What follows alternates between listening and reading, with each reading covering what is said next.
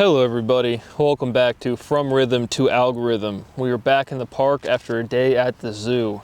We got some big suspense waiting for the name of the new unnamed male elephant. But as always, it's another day of me not sharing my life with anybody else, not starting a family, not having a career, not doing anything I actually want to do, being the victim of profound and prolific crime and absolutely nobody having any values.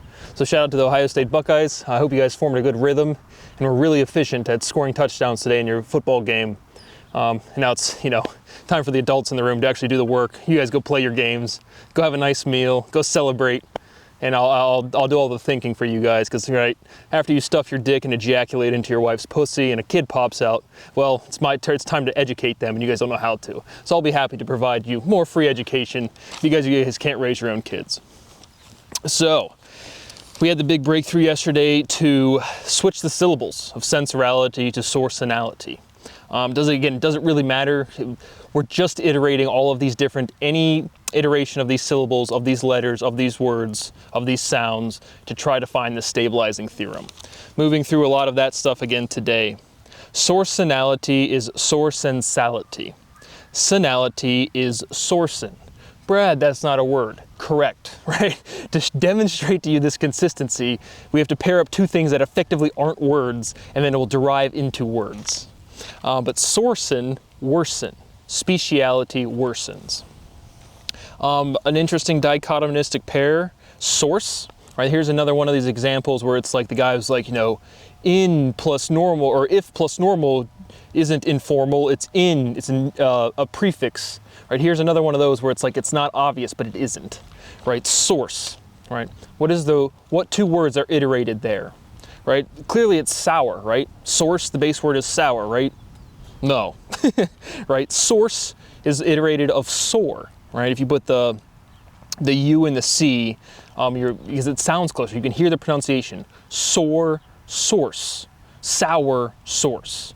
And again, remember the pronunciation is preserved by the letters, by these symbols that are representing these sounds. And there's inherent error because it just is.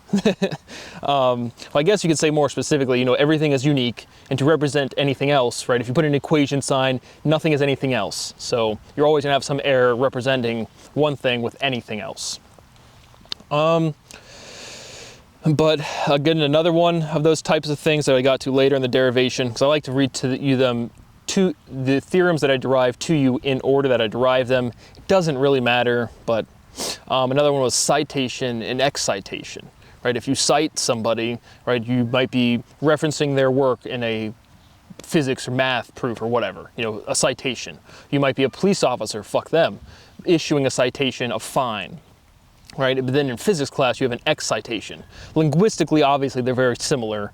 But again, can we say anything about this logical difference, right? Citation, excitation, we just put a prefix, but then we're preserving the pronunciation, but logically, what's going on there?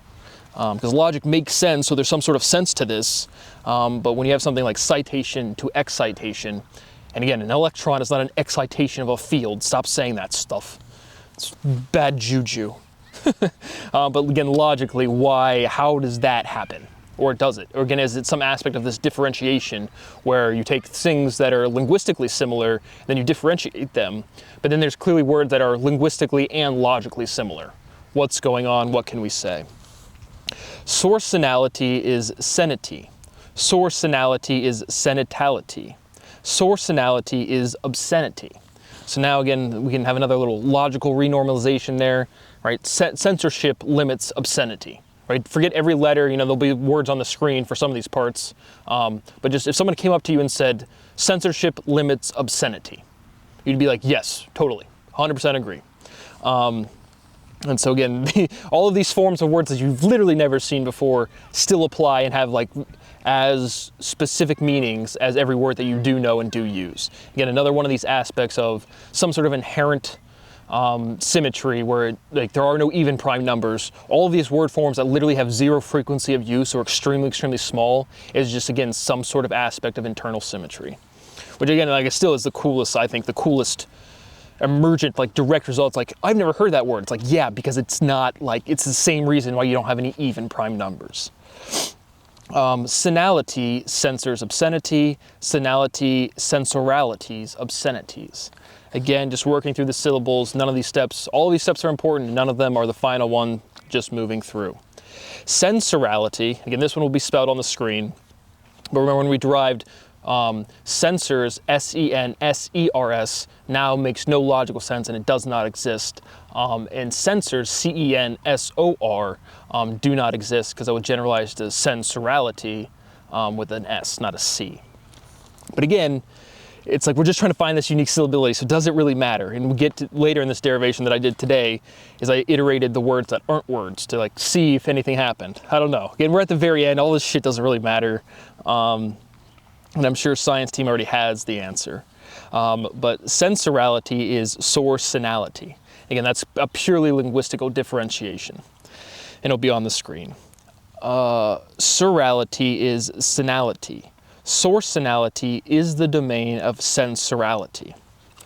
Again, sourcinality, sensorality just jumbled up, is the domain, is the range, is the authoritative thing, but it's the range of sensorality, C-E-N-S-E-R-A-L-I-T-Y. But range is domain. Sensorality is domainality, domain main. Main is primary. Right? Its primary function is its main function.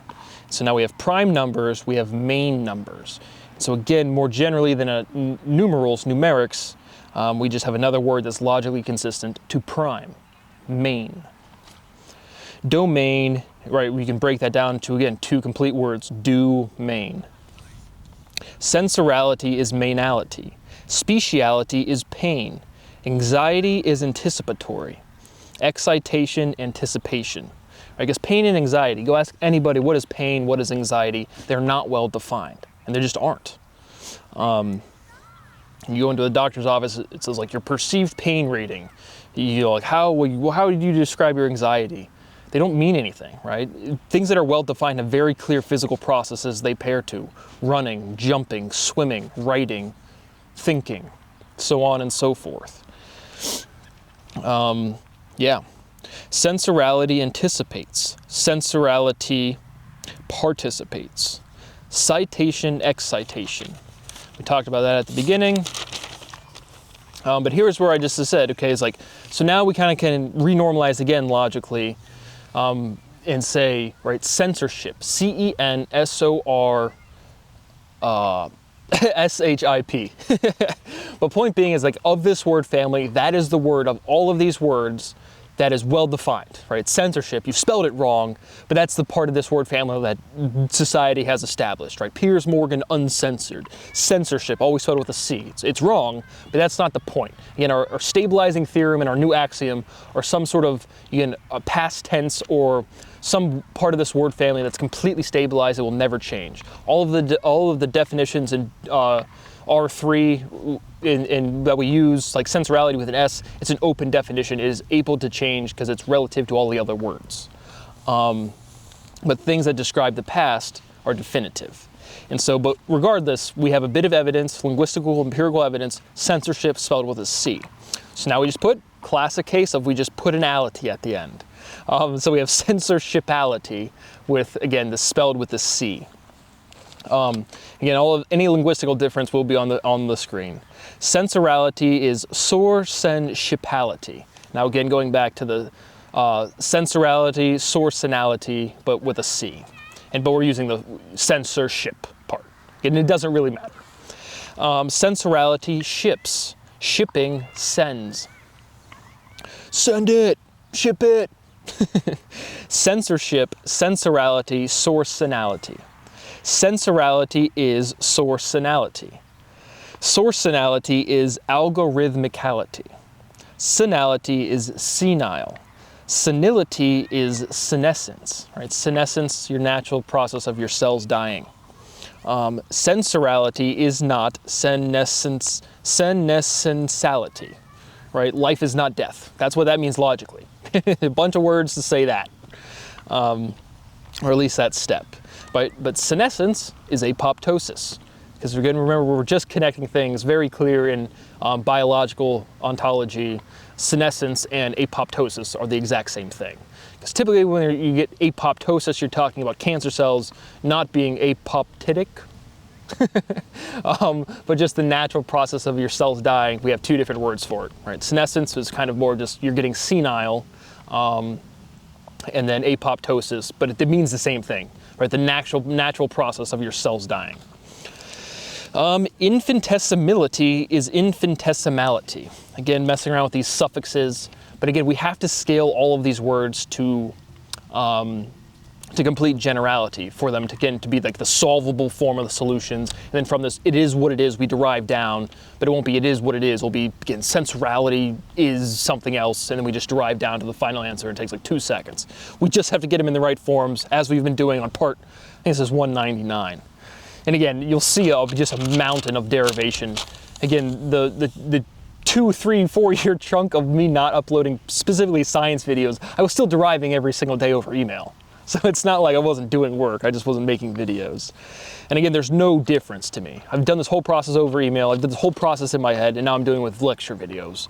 But again, words have meaning. And so I'm just showing you the process to get to a statement where you won't be able to deny.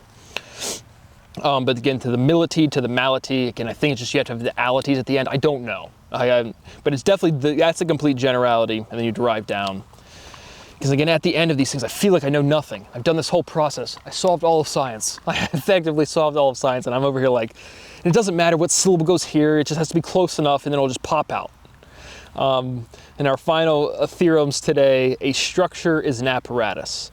An orifice is an aperture. Right? Your aperture on your camera is an orifice. A little different context, but anytime you see the word orifice, you know where my brain's going. Obvious is apparent. So obviously I'm thinking of all those orifices. But again, my constitutional rights are violated. Like I said, my life is disgusting. I make lighthearted jokes, but my life is literally being taken from me in real time. So I hope you guys enjoy some more free science. Go Buckeyes! Go chase the footballs and talk about rhythm instinctually, because it's true and it's real. And I'm over here on From Rhythm to Algorithm in Columbus, Ohio, and all I've asked for is a little bit of money.